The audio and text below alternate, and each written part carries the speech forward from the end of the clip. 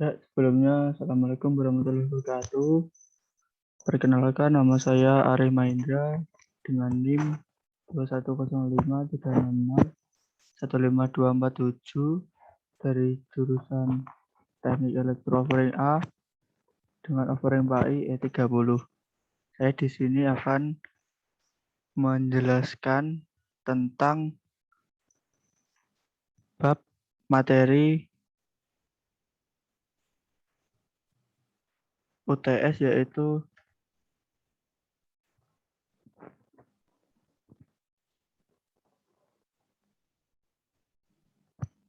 gerakan dan organisasi Islam modern di Indonesia.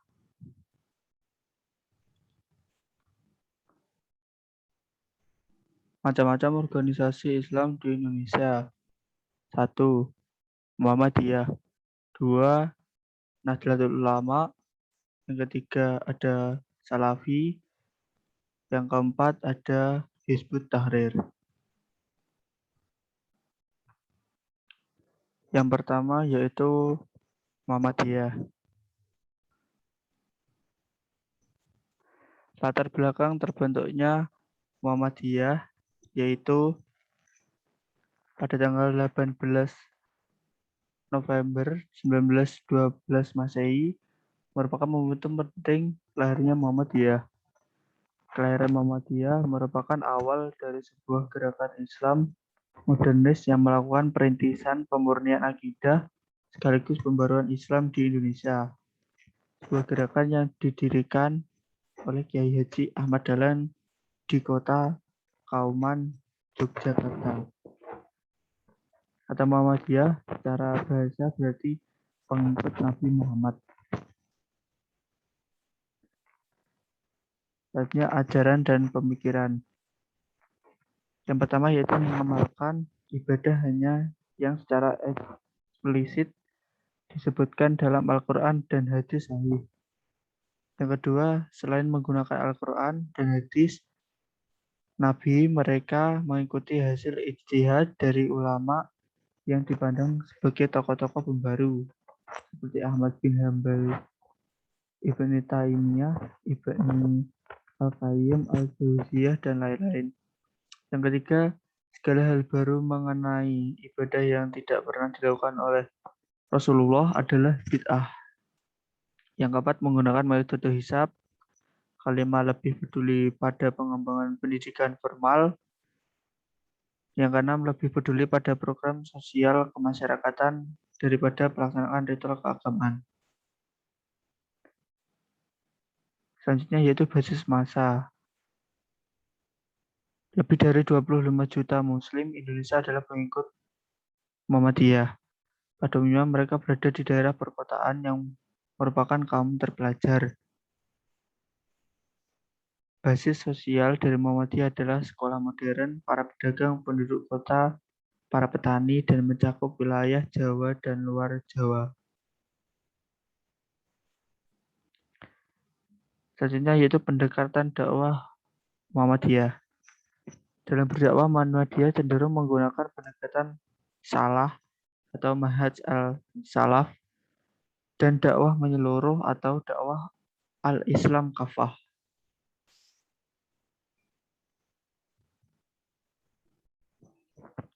Yang kedua yaitu Nahdlatul Ulama. Latar belakang terbentuknya Nahdlatul Ulama atau NU berawal dari kesuksesan misi Komite Hijaz.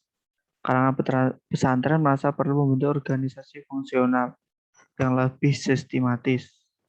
Akhirnya muncul kesepakatan untuk membentuk organisasi yang bernama Nahdlatul Ulama atau NU pada tanggal 16 Rajab 1344 Hijriah dan dipimpin oleh Kiai Haji Hasyim Asy'ari sebagai Rais Akbar.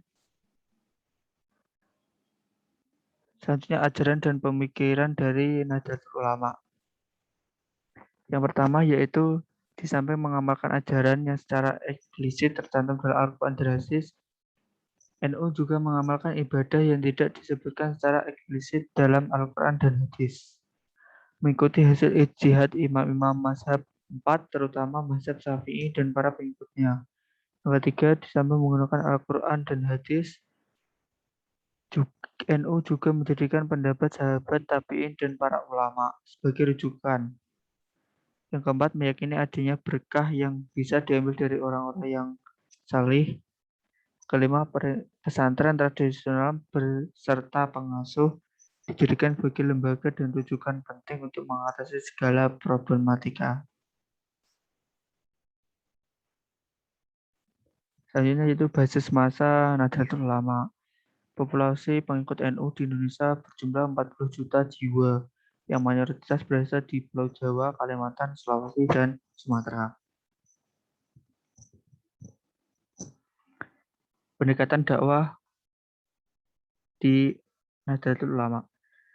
Dalam berdakwah, NU banyak menggunakan pendekatan kultural, yakni berdakwah dengan menjadikan budaya masyarakat setempat sebagai instrumennya, serta mengakomodasi dan melestarikan budaya masyarakat selama tidak bertentangan dengan ajaran Islam. Seperti yang dicontohkan pada penyebaran Wali Songo di Tanah Jawa.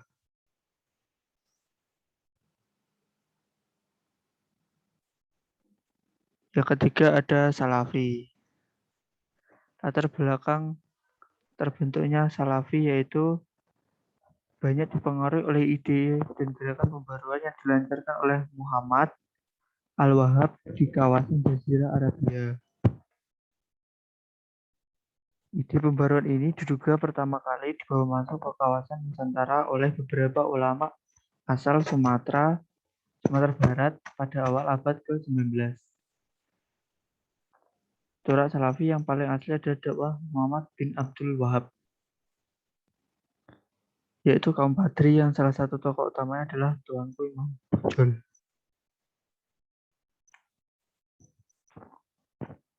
Ajaran dan pemikiran. 1. Upaya-upaya yang mereka kerahkan salah satunya terpusat pada pembersihan ragam bid'ah. Yang kedua, mereka memandang keterlibatan dalam semua proses politik praktis seperti pemilihan umum sebagai bid'ah dan penyimpangan. Ketiga, mereka cenderung kooperatif dalam menyikapi gerakan-gerakan Islam yang ada dalam bingkai Nata'awan Fima Itafaqna Alaih. Yang keempat, mereka meyakini adanya larangan melakukan gerakan separatis dalam sebuah pemerintahan Islam yang sah. Selanjutnya basis massa Salafi. Jumlah pengikut Salafi di Indonesia masih terbilang sangat sedikit dibanding dengan NU dan Muhammadiyah. Pada umumnya mereka adalah alumni pesantren atau majelis taklim yang diasuh oleh para ustadz tamatan sekolah di Timur Tengah seperti Saudi Arabia dan Yaman, atau tamatan lembaga Timur Tengah yang ada di Indonesia.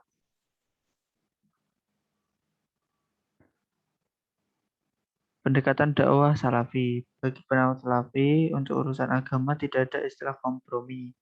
Apa yang dipandang tidak benar menurut dalil Al-Quran dan Sunnah secara tegas ditolak. Seperti itu pendekatan dakwah dari organisasi Salafi.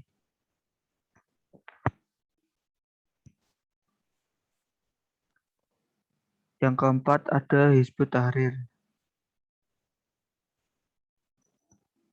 Latar belakang terbentuknya Hizbut Tahrir berdiri pada tahun 1953 di Al-Quds, Palestina.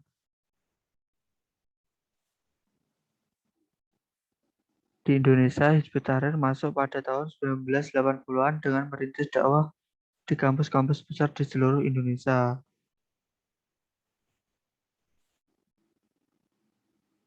Ajaran dan pemikiran. 1. Menegakkan syariat Islam dalam setiap aspek kehidupan. 2. Mengupayakan berdirinya negara Islam global yang dipimpin oleh seorang khalifah. 3. Mengharamkan segala bentuk instrumen demokrasi termasuk pemilihan umum. 4. Melarang keterlibatan anggotanya dalam politik praktis melalui partai selama masih menggunakan sistem demokrasi. Kelima, menolak segala tatanan politik, sosial, ekonomi, teknologi produk Barat modern dan menggantinya dengan tatanan Islam. Basis massa Hizbut Tahrir. Mayoritas pengikut Hizbut Tahrir di Indonesia adalah kaum muda dari kalangan mahasiswa di kampus-kampus perguruan tinggi umum. Selanjutnya, pendekatan dakwah dari Hizbut Tahrir. Ada 3 tahapan dalam metode dakwahnya, yaitu 1. Tahapan pembinaan marhalah at-tazkif. Yang kedua, ada tahapan berinteraksi dengan umat atau marhalah ta'aful ma'alullah. Yang ketiga adalah tahapan penerimaan kekuasaan atau marhalah istilam al-hukum.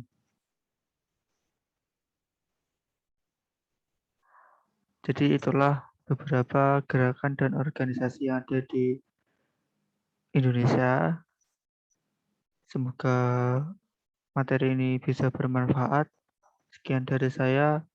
Wassalamualaikum warahmatullahi wabarakatuh.